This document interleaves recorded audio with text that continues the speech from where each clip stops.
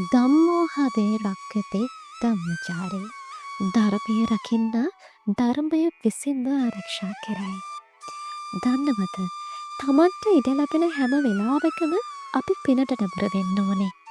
ඉතින් අන්න ඒ නිසාම අපි හිතුවා කුසල් වඩන අතර වාරයේදීම මනසත් සංසුන් කරගන්නට භාවනා වැඩසටහනක් සංවිධානය කිරීමට. ප්‍රඥාලෝක භාවනා වැඩසටහන. පසුගිය ඉල්පොන් පොහොය දිනය නිමිති කොටගෙන ශ්‍රී ලංකා සබරගම විශ්වවිද්‍යාලීය බෞද්ධ සංගමය සහ ලියල් සමාජය එක්ව ප්‍රඥාලෝක භාවනා වැඩසටහන බලන්ගොඩ මහමෙවුනා වාසී ස්වාමීන්ද්‍රයන් වහන්සේටගේ වැඩමවාලීමෙන් පැවැත්වුණා. ඉතින් එදින රැස් කරගත් කුසලානිසංසයන් පින්වත් ඔබ සැමට අනුමෝදන් වේවා. ඔබ සැමට තෙරුවන් සරණයි.